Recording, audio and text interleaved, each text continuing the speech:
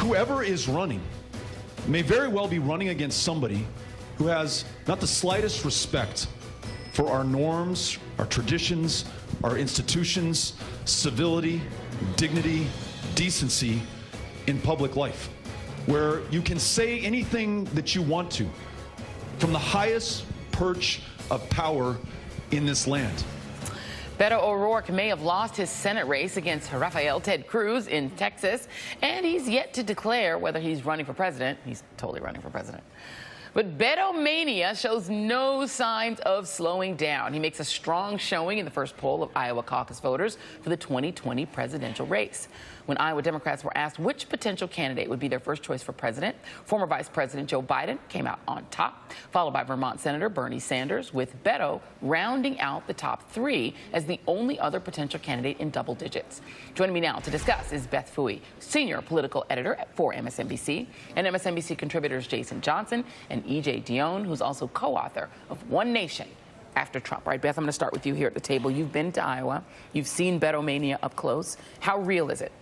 It's real. People are really excited about Beto, and that's the key to his appeal. People want to be inspired. They want to be excited. We've had too many in the past sort of eat your peas candidates. Hillary Clinton was sort of an eat your peas candidate. Mitt Romney in 2012 was an eat your peas candidate. People want to feel inspired, excited, and that's what they're getting from Beto. But here's the thing, Joy. Beto has not done any outreach in Iowa at all. He is getting people calling him, asking him to come. Meanwhile, other candidates, the sort of that top tier that we're looking at, sort of the Elizabeth Warren, Kamala Harris, Cory Booker, they are intensively in talks with people in Iowa trying to develop a staff, develop a network. Beto is really holding back. He's sort of in the position where he's waiting to be sort of wooed into this race rather than steamrolling in amongst all these other candidates. And just really quickly to stay with you, so in 2006, just for context, because a lot of this is name ID. So in 2006, John Edwards topped this same Iowa poll, followed by Hillary Clinton, Barack Obama, and Tom Vilsack. Then in 2018, you've got, again, name ID. Joe Biden obviously has 100% name ID. He's at the top. Bernie Sanders, a high name ID. Then Beto, who's the only person who gets in double digits, right? And then you've got Elizabeth Warren. What about, it strikes me that these are all white candidates. What happened to the candidates of color? How are Kamala Harris, Cory Booker, those candidates doing in Iowa? Julian Castro. There's a real desire to have a person of color, obviously, on the ticket. And Kamala Harris, my reporting out of Iowa and seeing her there, people are excited about her, sort of in theory.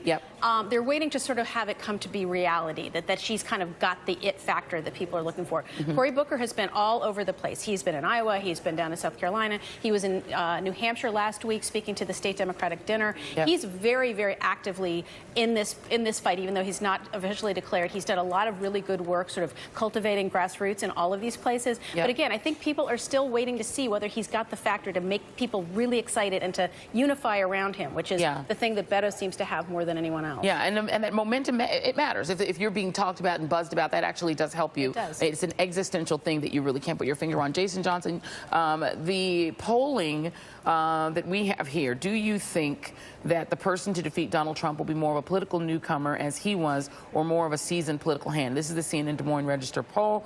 36% say they think it'll be a newcomer. 49% say a seasoned hand. 15% say not sure. I'm not sure what that means, but it sounds like it means it would be helpful to Biden. But you have said on this Beto, Biden, newcomer, non-newcomer thing, you have a very definitive take on this, in which you said nobody should be talking about Beto and Gillum in 2020 until we understand Stacey Abrams in 2018. And she's a name that is not on that poll. Your thoughts?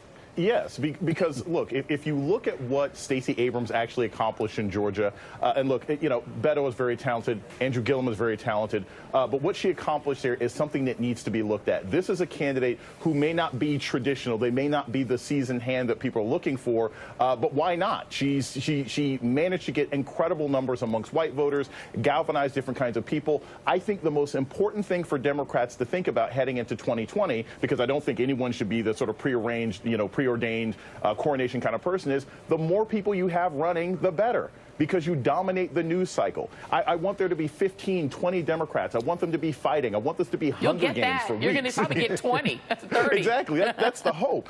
And that list should include Terry McAuliffe. That should include Stacey Abrams. That should include some names that aren't on that list yet. So we can't just get so excited about Beto or Biden or Gillum or Gillibrand. We got to make sure that we're looking at people who also accomplish things that may have been overlooked, but still make them viable candidates. But, you know, I have a little bit of a different take, and I rarely disagree with my friend Jason Johnson. You know, it's probably bad for my Twitter to disagree with Jason Johnson. But, I mean, I look at a poll that says the Democrats, when they're asked, what's the most important thing to you? Beat Trump or that the person shares their values, right? So 54% in this same poll say that the most important thing is that the winner of the Iowa Democratic caucus be a candidate for president with a strong chance to beat Trump. It's what people care about. Beat Trump. That's it. Rather than, you know, shares my values on major issues, right? Right. What people are looking for is something existential about that says I can beat Trump. And to me, the first step in being able to do that is being able to win 2 of these first 4 contests, being able to win 2 of 4, Iowa, New Hampshire, Nevada, right? Or at least win 1 of those first 3. Right. And so when I look at all this 20-some-odd candidates, I don't see 18 of them who fit that bill, who could do that. Beto has the advantage of being somebody that could, I mean, and including South Carolina, it's 4. Right. He seems like somebody who could win 2 of the 4. Isn't that important to winnow that out early? I do think it's important, Joy, but here's the problem. You always fail. The out party always fails when the most important thing is beating the incumbent. That's how you get Mitt Romney. That's how you get John Kerry, okay? Because you don't vote for the person you're passionate about. You vote for the person that you think your conservative brother-in-law in Michigan will vote for. That's how you lose, right? So the Democrats need to think less about somebody who can beat Trump. Trump may beat himself, right? They need to think about somebody who will actually inspire them and be passionate. And I say this all the time. It's very important to understand this distinction. There's a difference between being a viable candidate, which means you can win your party's nomination, and being an electable candidate, which means you can actually beat the incumbent, right? I think Beto right now is an electable candidate. If he somehow won the nomination, I think he could beat Donald Trump. I don't know if I think he's viable yet, and that's what people need to understand. If he doesn't have the groundwork, if he can't put together a more effective campaign, he's not going to be a viable candidate, and then people are going to be all disappointed, and we'll have a fight like we had in 2018, 2016, or 2008. All right, let's go to E.J. Dionne, because you wrote a book called One Nation After Trump, so it's now on you to tell us which of these candidates gets the country to a nation after Trump. In your view, is there a front runner? Should there be a front runner at this point? I don't think there's a front runner, and I want to make a case for pundit humility at this stage and for consumer caution. Pundit exactly. humility? What? I mean, just think about it. You just showed those numbers from a few years ago. I looked up today. At this moment in the 2016 race, CNN had a national poll. First, Jeb Bush. Second, Chris Christie. Third, Ben Carson. Fourth, Mike Huckabee. Donald Trump was nowhere. Just on this show a couple weeks ago, I said I didn't think Beto was going to run. Well, guess what? A few weeks later, I think Beto wants to run. And we're going to have to change our minds. I think there are 3 dynamics here, and you've already kind of underscored 2 of them. One is ideology versus who can win.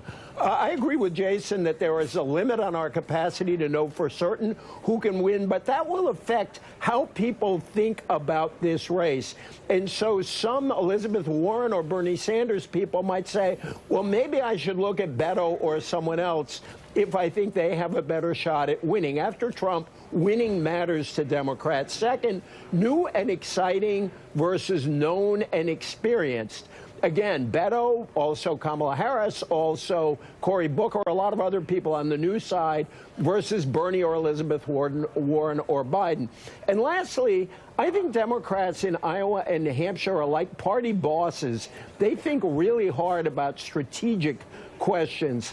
And I think the big strategic question, and this goes to Jason's point on Stacey Abrams, is do you primarily think about winning back the Midwest, in which case people like Sherrod Brown or Amy Klobuchar really rise, Or do you think about breaking through in the Sun Belt? And that's Beto, it's Abrams, it's a lot of other candidates, maybe Kamala Harris. I think those are the forces Democrats, those are the thoughts in Democrats' heads right now. Absolutely. Okay, we're going to keep this going because we love this. And by the way, our Facebook group loves it even more. It's what they want to talk about literally every time we do a Facebook Live. So we're doing it one more block when we come back. The panel's sticking with us, and we're going to continue the 2020 conversation. More enjoy after break.